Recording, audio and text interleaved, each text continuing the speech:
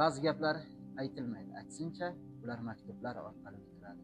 Bugun shu maktublarni mazmunli suhbatga aylantirish maqsadida Samarqand davlat pedagogika instituti 4-bosqich talabasi Respublika ma'rifat maydoni ko'rik-tanlovining ishtirokchisi Madina Qilichova bilan bu galgi suhbatimizni davom ettiramiz. Assalomu alaykum. Assalomu alaykum.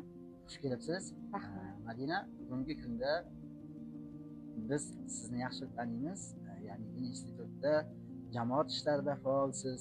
Xuddi shuningdek, Respublika ma'rifat maydoni ko'rik-tanlovi ishtirokchisi sifatida Madina, sizni yaxshi bilamizki, bugungi kunda institutning ijtimoiy hayotida ham yaxshigina ko'zga ko'rindingiz. Ya'ni ustozlar e'tiborida, e'tirofidasiz.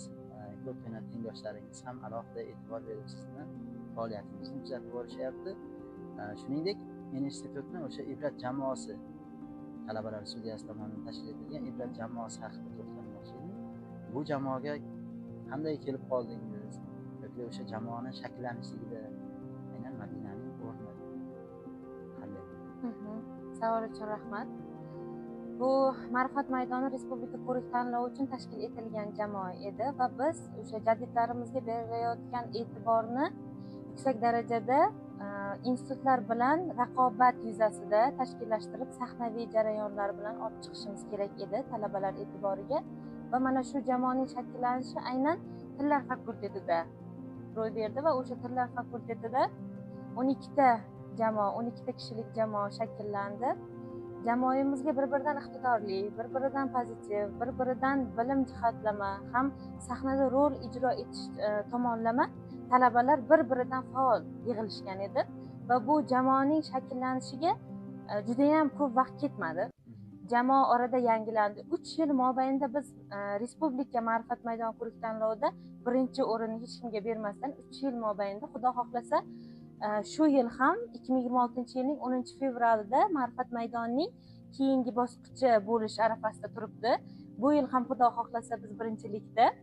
Ya'ni institut qolgan fakultetlar o'rtasida, shundaymi, adashmasam? Yo'q, fakultetlar orasidagi musobaqadan biz chiqdik. Xudo xohlasa endi bizning keyingi yo'nalishimiz bu Samarqandda joylashgan institutlar orasidagi endi viloyat bosqichida tashkil etilgan mana shu ma'rifat maydonida ishtirok etadi talabalarimiz va Xudo xohlasa birinchilikni olganimizdan keyin respublikaga chiqamiz. Mana shu 3 yil davomida biz mana shu viloyatdagi birinchi o'rinni ham hech kimga bermasdan respublikaga qatnashib kelganmiz. Va bu jamoani yig'ilishi uchun boshida yana jamoaga qaytadigan bo'lsak, ko'p vaqt ketmagan. Aytganimdek, talabalar juda ham iqtidorli va sahnada ishonasizmi, rol hammasiga xuddi hayotiy tomonlama bo'lib berilgan va ularning barchasi mana shu rolda o'zini ko'ra olgan talabalarni yig'a olganmiz bizning muvaffaqiyatimiz va faqatgina g'alaba bilan yakunlaganmiz ishimizni. Juda yaxshi. Yana bir savolim, o'sha siz aynan o'sha jamoaning, ya'ni ibrat jamoasining sardorisiz. Albatta. O'sha qiziqarli holatlar albatta bo'ladi. Albatta. Har bir mehnat, har bir muvaffaqiyat qanchadir mehnatni evaziga keladi. Albatta. Biz uchun bu qiziqarli, albatta repetitsiya holatlari, o'sha jarayonlar.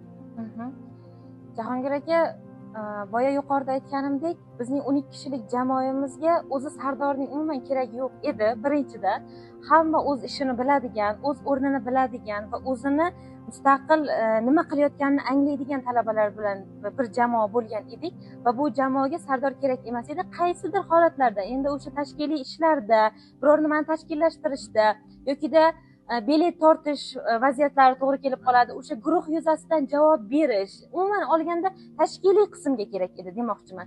Biz hech qachon qiynalmaganmiz. Jamoa bilan birgalikda ishlagan vaqtimizda sen sardorsan, men sardorman yoki mening aytganimni qilishing kerak, mana bu narsani qilishing kerak degan ta'kidlashlar umuman bo'lmagan. Bir-birimizni o'zaro hurmat qilgan holatda mana shu ishlarimizni ideal darajada olib borishga harakat qilganmiz. Albatta, bu jarayonlarda ustozlarimizning, mana yoshlar ittifoqi bo'yicha ishlaydigan yosh koordinatorlarimizning yordamlari juda ham ko'p kerak bo'lgan. Repetitsiya jarayonlariga qaytadigan bo'lsak, bizning har bitta chiqishimiz alohida katta hayot edi-da. O'sha biror bir jadid hayotini chiqarmoqchi bo'lsak, mana biz birinchi yil 2023-yil ma'rifat maydonida sahnaga olib chiqqan asarimiz bu Muhammad Yusufning Qora quyosh dramatik dostonini olib chiqqanmiz. Juda ham qiziqarli.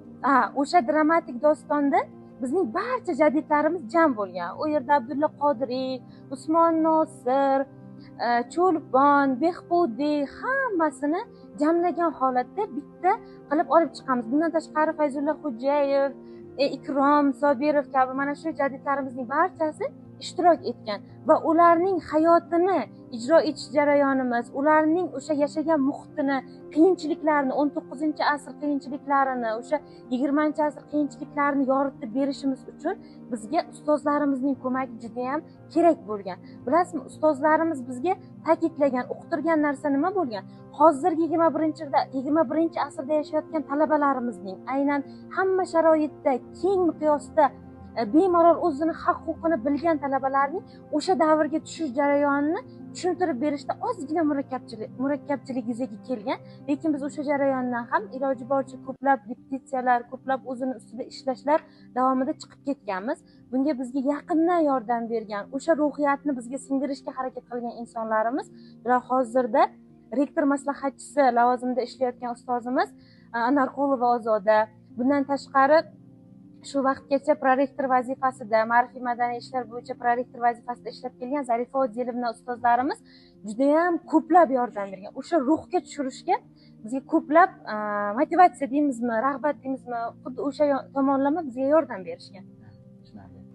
Albatta, o'z o'rnida dakka ham berishgan bo'lishi kerak. Albatta.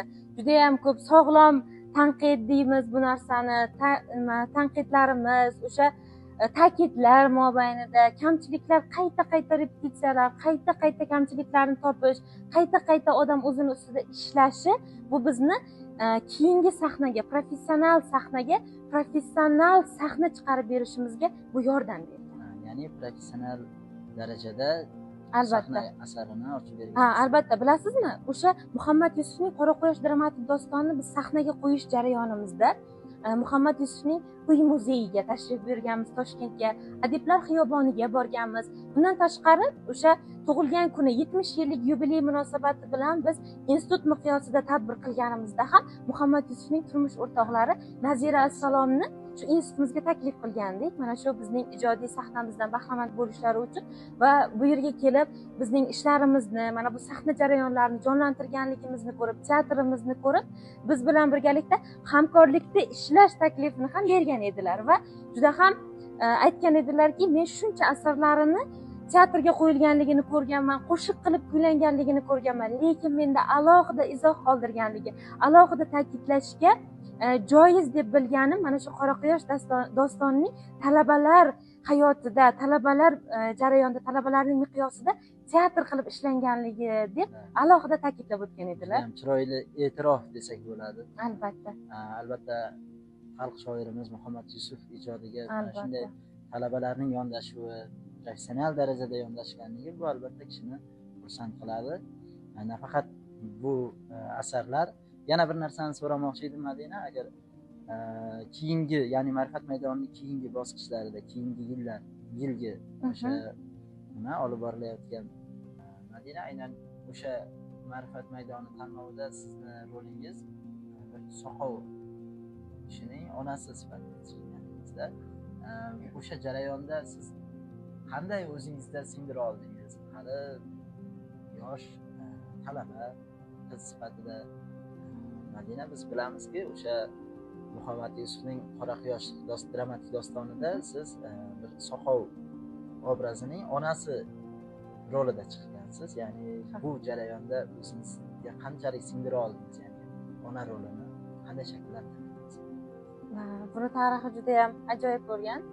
Jahongir aka, bilasizmi, men tabiatan juda ham sho'x, jaydari, xalq tilida aytganda bir qishloqdan chiqib kelgan qizmanda, jaydari va o'sha ona roliga aynan o'sha zamonning, vaqtning sitamlaridan ezilib ketgan, nohaq ayblanayotgan bolaning o'limini ko'rib turgan, ko'z oldida o'lishini ko'rib turgan onaning obrazini shakllantirish menga bir muncha qiyinchiliklar keltirganda va boya yuqorida aytib o'tganimdek, bu sohada ustozlarimizning ko'magi juda ham ko'p bo'lgan. O'sha muhitga, o'sha ruhga, o'sha ona obraziga tushirishi salgina qiyinchiliklar keltirgani, lekin o'sha professional sahnaga chiqishim uchun anchagina repetitsiya, anchagina sog'lom tanqid deymiz bu narsani. Mana shu narsalar ko'pligi evaziga qayta takrorlanishlar, qayta o'sha muhitni ustozlarim avrasida his qilishim menga anchagina yordam bergan. Lekin juda chiroyli sahna bo'lgan. Men shaxsan o'zim kuzatgandim. Ha, bilasizmi, o'sha sahnada odam o'zi qayta repetitsiya qilaverganidan o'sha muhitga ham tushishi anchagina keyinchalik oson bo'lar ekanda. Mana hozir o'ylab qarasam, vaqt o'tishi bilan, endi o'sha vaqtda yosh bo'lganmiz. 2-kurs talaba bilan hozir 4-kurs, orada 2 yil farq bor. Dunyoqarashingiz o'sadi, ko'p narsani o'rganasiz. Hozir o'ylab qarasam va o'sha rolimda hozir qarasam, hozir ham birmuncha kamchiliklar, bir joylarim to'g'rilashim kerak ekan degan narsalar bo'ladi-da. Qarang, bitta soqov bolaning, u Alloh tomonidan berilgan, unga sog'lomligi, nosog'lomligi aytilgan o'sha soqov bolaning tilidan o'sha vaqtda Stalin ismini noto'g'ri ayta olganligi, o'sha soqovchasiga aytganligi uchun qatl etilishi, o'sha bir bolalarning orasida, yoshlarning, omma orasida uning otib tashlanishi, vaholanki uning aybi yo'q edi. U bir o'sha zamonda Stalinni yoki kimnidir, o'sha rus hukumatining, o'sha bosmachilarning, o'sha zamonni ochiqchasiga aytganda o'sha zamonni hech qanday qoralamagan edi. U faqatgina o'sha Stalinni ulug'lab, yashashin Stalin degan insonni otib tashlashi va bu onaning qo'lidan hech narsa kelmaydi. U bir baqirib faryod ham qila olmaydi. U sal qattiqroq faryod qilsaki, uni o'zini nimadir qilib o'ldirib qo'yishidan, uning keyingi farzandlari bor. U keyingi farzandlari uchun ham yashashi kerak. O'sha zamonning, o'sha davrda onaning nochorligi, qo'lidan hech narsa kelmasligi, o'zining haq-huquqini talab qila olmasligini namoyon qilib berishim kerak edi-da. Xuddi shuningdek, o'sha davrdagi